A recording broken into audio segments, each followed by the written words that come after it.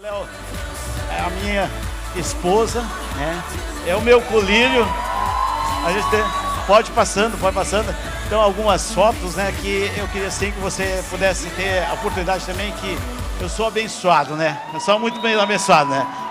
Então, eu também aqui o Daniel, né? Com a minha nora, com meus netos. E também depois tem o meu, pode passar o outro, é a Daphne e o César e as netas também. Então, e depois eu com os netos. Então, queria se apresentar, porque às vezes as pessoas convivem com a gente, às vezes estão distantes, mas às vezes não sabem. Às vezes muita gente, por exemplo, nosso caso, que aconteceu, quando nós tivemos os filhos, nós sempre oramos para que eles pudessem encontrar alguém que fosse crente, que casasse com eles. E com isso, o que aconteceu? Nós não dissemos que qual a igreja que eles deviam estar, né? Nós só oramos que queriam pessoa crente. E aí a nossa filha foi casar e saiu daqui e foi para Brasil para Cristo. Isso o Paulo depois, atrás também, o Paulo também perdeu a sua filha também na mesma condição, né? Mas louvamos a Deus, porque Deus tem dado uma família, meus filhos convertidos, os netos, a gente está orando e pelo caminho que tem, que possa ser bênçãos na vida. Então eu queria sim, essa introdução, passar para vocês, mas eu queria sim, colocar um pouco da minha vida mesmo. E eu, pegando o Natan, ele não está aí agora ali, mas ele pegou e disse: meu pai foi plantador de igreja. E meus pais e eu, nós somos plantador de batata, de milho, de feijão, soja. Então, quer dizer, nós tivemos surgimos no meio de uma situação agrária. E aquela bem, como é que a gente chama lá na grota, né? Quem conhece esse nome, às vezes, a grota quer dizer lá no meio, lá no fim do mundo mesmo. Então, eu nasci em Santa Catarina, né? Na cidade, na época a cidade de Concórdia, era no distrito de Arabutã. E lá era realmente na grota mesmo, né? Então a gente teve que sair só de cavalo ou de carroça, né? Que era difícil. Mas Deus tem feito, fez algo que eu acho assim, que para mim muito especial. Ele fez muito mais do que a gente espera. Muita coisa que ele fez é um milagre que ele fez, porque quem iria imaginar que está aquele canto lá naquela grota lá, chegar aqui, hoje estamos aqui na igreja, estamos aqui em Canoas, estamos todo dentro de uma civilização, né? Isso é milagre, porque isso não é um traçado que eu fiz, o que meus pais fizeram. O Senhor nos levou, e por isso que eu queria assim, esse objetivo também é você confiar em Deus. Você às vezes não está vendo às vezes o amanhã, mas você precisa confiar. E aí isso começou desde criança. Por uma necessidade de doença do meu pai, ele não pôde ficar lá. E com isso, meus pais eram daqui de São Sebastião do Caí, na época, hoje é a cidade de São Vendelino, é onde eles nasceram ali, casaram e foram morar em Santa Catarina. Compraram as terras, trabalhando. E com isso o pai ficou doente e só tinha tratamento ou em Curitiba ou aqui na Santa Casa em Porto Alegre. Ainda bem que a minha mãe tinha 12 irmãos, né? 10 irmãos que estavam vivos, sendo que um morava aqui em Canoas.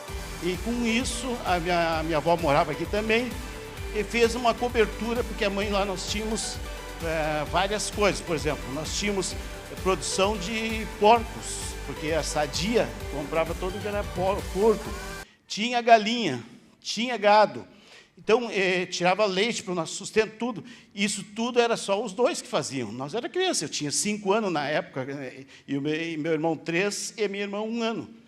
E com isso, o que aconteceu? Com essa doença, essa doença, Deus nos levou para um novo caminho. O que fez? Meu pai teve que fazer tratamento aqui, e a minha mãe ele tentou voltar e não conseguiu. E aí, em 1 ano, ela teve que vender tudo.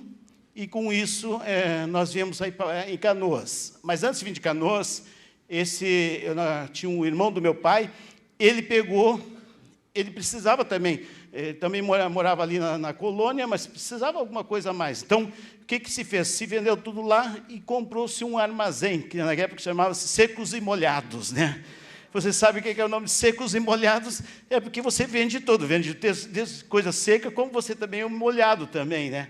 Então, quer dizer, você vende de tudo. Então, é importante você saber disso, e aí, geralmente, os Secos e Molhados tem um barzinho do lado junto, né, acoplado, para jogar o pauzinho, às vezes, o pessoal fazia esse. Sendo assim, nós viemos para Canoas, e o meu pai, ele trabalhando fora. O meu pai, por exemplo, ele trabalhou toda a vida dele, era chapa de a gente conhece chapa de Roma, mas ele era chapa, a gente chamava, o que é isso? Ele fazia serviço de carregar caminhão, descarregar de caminhão dentro da empresa. Ele se aposentou com isso, com um salário mínimo, né? E com isso, sempre trabalhando nessa condição. Sendo que a minha mãe, daí, junto com o meu tio, com a sociedade, um tempo nós tínhamos o armazém. E, com isso, Deus nos trouxe a ter a opção de ter colégio, ter toda essa condição aqui em Canoas, né, essa situação. Mas, antes de eu vir para Canoas, nessa fase de transição, que nós, quando viemos de Santa Catarina, eu tinha ali em torno de 5 anos e meio, 6 anos, eu tinha que entrar no colégio. Só que aqui não estava estruturado em Canoas. Eu tive que ficar com meu avô lá em São Vendelino. E aí, eu queria dizer para vocês que, às vezes, a gente não se dá conta disso, mas isso faz bem para a nossa vida também, algumas coisas, algumas experiências. O colégio, ele era 6 quilômetros mais ou menos distante. E lá era rua para carroça, né, coisa. E a gente, o que tinha de calçado? Era um tamanco. E a gente tirava o tamanco e ia a pé, no inverno, que fosse, no colégio, chegava no colégio, passava uma água e botava o tamanquinho entrando para dentro da aula. E aí eu vim de lá, onde nós morávamos, se falava o alemão, né, o alemão. E eu não sabia nem dizer água em português, né? E tu imagina cair dentro de um colégio onde tinha que falar português. Aquilo era terrível, né? Mas aí, com isso, fiquei esse 1 ano lá, e aí, quando aqui estruturou, em Canoas, eu vim para cá, porque para não perder o ano letivo lá, vim para cá. E aí começamos a estudar, aí a gente, como criança, aproveita todas as situações, desde jogar bola, bolinha, carteira de cigarro, que a gente chamava, chapinha, que a gente chamava, jogar figurinha. Você faz de tudo, né? Você fica vivendo a vida de criança. Por quê? Porque aqui em Canoas, quando nós chegamos aqui, era raro ter alguma rua asfaltada, ou calçada. Asfalto não tinha. Se tinha, tinha o paralelepípedo em alguns lugares. Mas não tinha isso. Então, o que a gente tinha que fazer? A gente tinha que sair, brincar no meio da rua, e as valas eram tudo aberto, não tinha canalização. Então, isso representa, isso quer dizer, isso faz 58 anos atrás, tá, irmãos? 50 e pouco. Então, quer dizer, isso hoje, o benefício que a gente tem é muito grande, né? Mas eu queria, assim, só colocar para vocês que tem coisas que a gente faz. E, com isso, no comércio, nós tínhamos, às vezes, como criança, nós tínhamos que pegar, ajudar, a pessoa vinha lá comprar, fazer um rancho, a gente tinha que sair pegar o carrinho de mão e levar o rancho para casa da pessoa. E aí, atravessar as valas, às vezes, que tinha um sarrafo ali, tu passava por cima, e se caísse aquilo ali, tu perdia aquele produto, aí nem apanhava em casa ainda, porque perdeu o produto ainda, né? Então, a gente tinha que ter esse cuidado. Eu sei que o tempo é longo, eu não vou poder me estender muito, mas uma coisa que também, em Canoas, por exemplo, eu conheci Canoas, andando à frente, conheci Canoas vendendo picolé, né? Vendendo picolé com 12 anos de idade. A gente chegava meio-dia ali, pelas 11 horas, ia lá buscar o picolé, aquelas caixinhas com gelo seco dentro, né? Para não derreter o picolé. Botava nas costas, passava em casa, almoçava, e daí, por quê? Porque a gente tinha que fazer isso sempre depois do meio-dia, porque a pessoa ia chupar o picolé só depois do meio-dia, então a gente ia só depois do meio-dia, e aí circulava em toda a cidade. Eu, por exemplo, toda a questão da Estância Velha, Vila Ideal, Harmonia, Rio Branco, Fátima, a gente conheceu com 12 anos andando. E meu irmão, que é 2 anos mais novo, também com uma caixinha de picolé, mas não era nem o que era isso? Não era tanto pela necessidade. Se ganhava pouco, Mas nós tínhamos que chegar assim, chegava o pai e a mãe e dizer assim, olha, você tem aqui R$ 5 essa semana para você poder gastar, né? R$ 5. Isso vai dar daqui a pouco um refri só, ou algum lugar que você queria ir no cinema, ou algum lugar que você queria passear, queria jogar um joguinho, comprar alguma coisa. Então, a gente chegava sempre no meio-dia, passava o picolezeiro na nossa frente. Ali, aquele tempo era só Que Bom, que não tinha outra marca, é só Que Bom. E aí, o que acontecia? Passava, nós conseguia pegar um picolé. Mas não dava para pegar o picolé todos os dias, porque não tinha esse recurso. Então, o que a gente fez? Eu e meu irmão, vamos vender picolé, porque aí a gente come o picolé. E fomos lá, né? Fomos lá, pegamos um picolé e saímos a vender. Aí vendia 5 e comia 1. Né? Aí, às vezes, quando chegava ali pelas 4 horas da tarde, para retornar, daqui a pouco para entregar de volta a caixa, e aí daqui a pouco sobrava alguns picolé, e aí tu olhava assim, qual que estava sendo mais se derretendo. Aí esse tu pegava e comia, porque o cara não aceitava de volta, né? Então, a gente fazia isso. Então, é uma forma de a gente foi pegando. E com isso também tinha as festinhas hoje nós temos aí parque de diversão em tudo que é lugar. Mas quem tem uma idade mais avançada e morou aqui em Canoas vai se lembrar disso. Canoas não tinha parque de diversão. Parque de diversão ele acontecia durante o ano nas igrejas católicas. Cada igreja eles tinham lá, então ficava aquele parque de diversão dentro das igrejas. Ali era Fátima, tinha lá o Espírito Santo, tinha São Luís, né? Tinha lá na Fátima. Então, eles iam revezando e só tinha programa de final de semana. Então, também, o pai e a mãe não tinham condições de dar muito recurso para a gente. O que a gente fez também com isso, caminhada também? Nós vamos pegar, o que vamos fazer para a gente dar um tiro-alvo a mais, ou dar um fundaço lá para derrubar um brinquedo, ou, às vezes, até pegar um porquinho da Índia para ver qual é a casinha que ele vai entrar. Né? A gente tinha até esse, mas isso tudo era custo. E a gente tinha, daqui a pouco, só 5 pila para gastar, às vezes, naquele fim de semana. O que a gente fez? Vamos alugar uma caixinha de engraxate. E aí, o que acontece? Tinha, na época, quem aí tem aí 40 anos, vai se lembrar que tudo que é lugar tinha alguém que tinha uma caixinha de engraxate nas costas e ficava... Porque o calçado era difícil você encontrar alguém com tênis. A maioria usava sapato mesmo. E as ruas não eram calçado, então o cara precisava, às vezes, engraxar esse sapato. E daí, o que a gente fazia? Aí pegamos e alugamos esse engraxate. Nós não compramos a caixinha. Mas eu fui, o que eu fiz? Eu e meu irmão, até juntos, às vezes nós fazíamos, vou alugar. Vamos fazer o seguinte, o que eu pegar, o que eu cobrar da pessoa, 50% para ti e 50% para mim. Sendo que você entra com todo o produto, né, que seja a pomada, aquela, tudo. E aí a gente chegava, tio, quer um sapatinho aí, quer tal. E aí a gente sentava em cima da caixa, e aí a pessoa pegava, botava o seu pé aqui, né? E a gente ficava ali, passando, chegando e tal. E aí, o que acontece? O segredo era que, naquela época, a pomada não era como essas de hoje, que hoje você passa, fica polido, né? Aí chegava ali, tinha, às vezes, um sprayzinho de água até. Mas, às vezes, não tinha. O que a gente fazia? Ficava conversando, distraído no cara, o cara olhava para o lado e isso a gente fazia, e isso dá brilho. Então, quer dizer, são coisas... E vocês podem fazer essa experiência em casa. Quando pegar um sapato aí, pode fazer que não, olha, vai dar certinho. Você vai ser um sapato brilhando que vai ser uma beleza. Né? Então, isso é uma das coisas que a gente fazia como criança, né? E a gente sempre vendo. Então, o que eu queria assim colocar? Deus foi gracioso com toda uma desgraça. Ele trouxe para Canoas e deu esse privilégio. Mas aí começou a vida mais jovem. E aí uma das coisas que é importante, que eu queria deixar o desafio, eu sei que aqui eu não vou conseguir dizer, vai ficar metade fora, mas algumas coisas que é importante. Na vida profissional, com 13 anos, teve um vizinho, um amigo, ele chegou e disse, Celso, eu preciso que tu vá junto comigo no Senai. Eu tenho que fazer inscrição, vamos lá junto. Eu tenho vergonha de ir lá, vamos lá. Mas eu nem pensava no Senai, o que era o Senai, o que eu queria com o Senai. Aí ele pegou, não, vamos lá. E ele era uma pessoa do lado de casa que morava.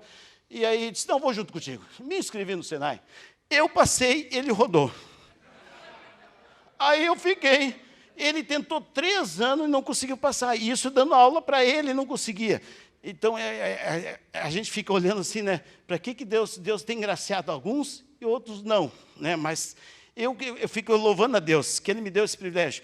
Com 14 anos, eu estava dentro de uma empresa, né? Com meio oficial de mecânica, já. E com 16 anos, eu era já um oficial de mecânica. Então, o que aconteceu? Isso foi precoce, mas foi excelente, porque deixei de fazer coisas na rua que não precisava fazer. Você está envolvido. Hoje eu vejo um grande encodo que tem, as pessoas às vezes, só conseguem entrar no mercado lá com 24, 25 anos de idade, ou 22, e aí fica, qual é aquele período que é o período mais crítico, dos 15 até os 20 anos, fazendo nada, e às vezes tem que arrumar coisa, porque, imagina, sem fazer nada vai fazer alguma coisa, né? E da sujeira fazer uma besteira ainda, né? Por isso que eu vejo assim, quanto é importante o ministério jovem. Eu quero dizer assim, Ezequiel, vocês que estão com o TIM, é um momento muito especial, porque é um período que o jovem tem mais, ele se acha que sabe tudo, e ele é o período da rebeldia, né, até, muitas vezes. Mas quando ele tem um grupo onde que as pessoas podem ensinar ele, aceitam ele, e você poder colocar as coisas de Deus dentro, isso vai refletir ele lá quando ele for adulto, muito forte. Isso desde criança, mas é importante nesse período também. Porque para mim foi importante, eu tive numa igreja que era luterana na época, era tradicional, que aí eu não queria nada com o evangelho. A gente tinha tudo isso, mas não queria nada com o evangelho. Mas uma coisa que aconteceu lá que foi importante, que calcou dentro do meu coração algumas coisas, que é o ensino confirmatório, todo mundo que conhece. Ele substitui hoje, que é o TIM, quando nós introduzimos essas 3 áreas, só para vocês saber, quando foi introduzido Mover TIM, Mover Jovem, Mover Mais, pensando no TIM, essa base para que eles pudessem ser suprido essa necessidade, esse ensino. Então, por isso, eu vejo quanto foi importante eu ter conhecido a palavra sem querer crer nela, né? E chegou lá, e aí a gente foi caminhando, e com o tempo, aí surgiu alguém muito especial na minha vida, né? Mas antes disso, especial, eu comecei a fazer arquitetura, fiz até o 9º semestre de arquitetura, e dentro da vida profissional, aonde até o teu sogro foi meu colega de aula, né? O João Bessini, e Pazini, né? Bessini, vai acertar. Então, o que a gente teve eu tive essa oportunidade.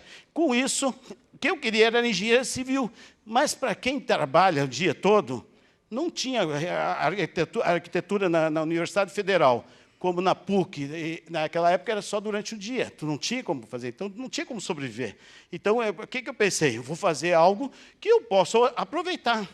Isso me ajudou também quando eu entrei na Petrobras, em 77. Olha, meu tempo vai terminar, eu não vou ter... Vocês vão me dar uma prorrogação? Não. Senão eu vou ter que encerrar. Vai ter ou não?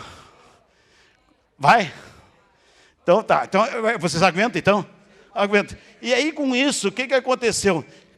Eu e meu irmão fizemos o concurso junto e fomos para a Petrobras. E passamos, e aí nós fomos admitidos no mesmo setor, sendo que essa arquitetura, na época eu estava fazendo...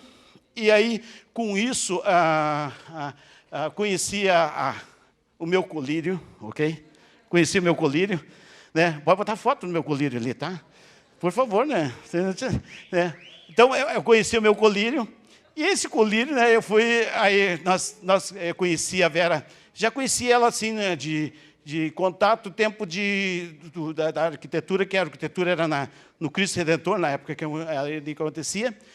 E com isso, em março, nós começamos a namorar, março de 80, sendo que em janeiro de 81 estávamos casados, né? Sendo casados, e com isso, Deus também fez com que começou a minha vida da transformação, que é o período que começou a conversão. Porque nós dois éramos incrédulos, sendo que o meu irmão ele era convertido já, e com isso ele tinha um grupo de casais que estavam começando, que ele ia casar também em maio. Com isso, ele nos convidou para estar junto. E, a partir daquele momento, junto com pastores que a gente tinha, o pastor Reinaldo e todo, nós se reuníamos todos os sábados à noite, como casais. Sendo que, em maio, daí, realmente aceitei Jesus como Senhor Salvador. E, nesse período, aí começou a acontecer o caminho, né? E, com isso, também, fui dedicando tempo à igreja, envolvendo. Em 83, já estava praticamente dentro da diretoria, o pessoal convidava, porque igreja que às vezes não tem, o pessoal não quer pegar alguma coisa, se você está disponível, as pessoas te convidam para estar lá no meio, né? Então, era um clima meio complicado até, mas isso fez com que também começou a se andar junto com. Com isso, Deus também fez algumas coisas também na nossa vida. Por exemplo, na área da profissão. Tive proposta, por exemplo, tem várias situações. Por exemplo, a questão da arquitetura. Eu era técnico. Com a arquitetura, se eu tivesse que fazer arquitetura, o que o senhor... Às vezes a gente olha meio maluco nisso, mas o senhor falou isso para mim, né? Se nós estávamos fazendo a arquitetura, eu conseguia fazer só 2, 3 cadeiras, porque aquele tempo era tudo no nanquim, tudo e estava no final, mas eu precisava fazer trabalho de conclusão e mais uns 2 semestres ainda. Com isso, eu resolvi parar a arquitetura. Disse, eu vou deixar quando me aposentar. Por quê? Porque quando eu descobri que a minha carreira técnica era o caminho, o que eu fiz? Eu investi nela e continuei nela. Com isso, se eu tivesse arquitetura, eu teria que sair da empresa e trabalhar por conta. Aí fui pensar, eu vou trabalhar por conta. O mercado é oscilante, sempre. E o que realmente aconteceu? Daí você fica todo o tempo naquele. E eu estava numa certa estabilidade, disse, não vou largar essa estabilidade, né, não vou seguir por esse caminho. Com isso, o senhor foi caminhando com isso. Outras coisas, propostas, por exemplo, de sair da empresa. Teve proposta para ir para a plataforma. Eu disse, não, eu não vou sair da plataforma porque eu não quero perder a minha vida espiritual, porque nós estávamos caminhando dentro da igreja. Nós, às vezes, tinha 3, 4 grupos que a gente estava envolvido, fora a visita, essas áreas todas. E aí nós demos prioridade para a igreja também. Por quê? Porque ele me dava a condição de poder trabalhar, poder ter a minha família, onde que a Vera, quando nasceu o Daniel, ela optou em não trabalhar, e isso fez uma grande diferença, porque deu uma estrutura para todo o lar, para nós, no sentido de poder dedicar esse tempo, e isso foi uma bênção, isso que eu fico louvando a Deus, ela sacrificou por isso, mas também trouxe para um lar também uma situação muito, muito agradável, muito bom. E isso, para mim, foi um diferencial. Com isso, com outras propostas, por exemplo, sair para o polo petroquímico, ganhando 100% a mais que eu ganhava. E eu disse, Senhor, faz alguma coisa para que eu faça a tua vontade, eu não quero perder o caminho. E o Senhor deu tranquilidade de continuar. E hoje a gente está, né, nessa tranquilidade, assim, de olhando que Deus foi cuidando de nós, guardando os caminhos. O que eu quero dizer, deixar assim, acho que é importante para vocês. Uma coisa, também um detalhe que eu queria só colocar, a questão também, muitas vezes, de inibição.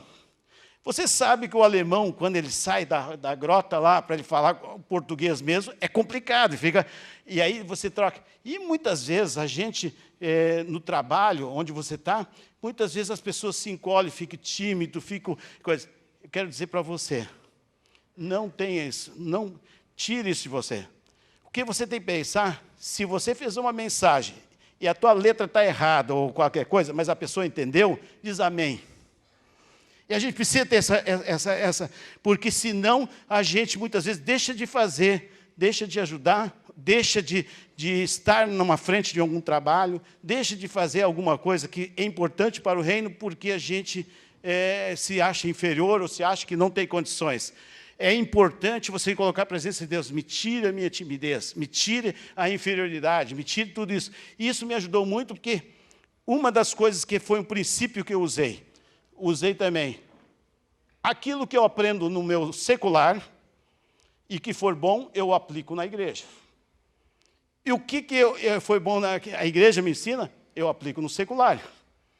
E isso é casado, isso. E isso me ajudou a caminhar desde o início da conversão. quando você se converte, você é do mundo, aí você se converte, todo mundo cai de pau em cima de você, né? Quer ver você, e aí você poder chegar nos teus colegas, você buscar isso, esse discernimento, esse cuidado, que tu não vai levar o choque à pessoa, mas você também não vai se abalar, porque a pessoa também vai te dizer coisas que tu não queira escutar, ou que tu não quer, não gostaria de escutar, mas a importância de você colocar isso.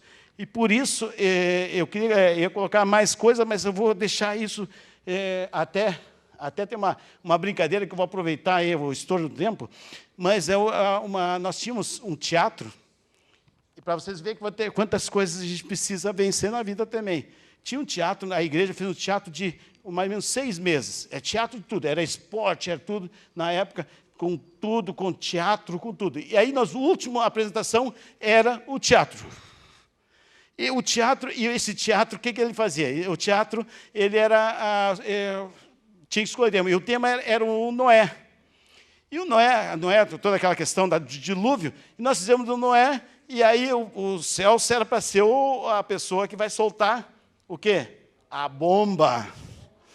Então, tu imagina toda uma plateia toda, e você chega lá, solta a bomba. A pessoa dava risada, né? Aí veio a segunda vez a pomba, aí, solta a bomba! Pegou, né, na igreja, a bomba, né? Então, quer dizer, isso faz parte, e a gente tem que levar isso com um sorriso no coração, né? Isso não tem que ser uma coisa que as pessoas até se impactam, às vezes fica marcado. Então, tem coisas que vai acontecer na vida de você que você vai ficar marcado. E aí eu queria deixar 2 coisas de mensagem final aqui para vocês, mas tem mais coisa, mas eu não vou poder avançar. Queria só colocar 2 coisas. Aliás, 3. Sou obrigado por colocar 3. Peço perdão, mas eu preciso colocar. A primeira que eu queria dizer para vocês eu sou grato a Deus porque eu vivi 5 gerações, 5 etapas da vida. Quais são essas? Agrária, eletromecânica, que você tinha, por exemplo, tudo era mecânico, elétrico, analógico, digital e agora virtual, né? Isso é um privilégio de nós poder estar hoje nesse mundo, porque eu podia ter nascido há 1000 anos atrás, podia ter nascido 2000, e eu louvo a Deus por ter nascido nesse período. Eu louvo a Deus por estar nessa época.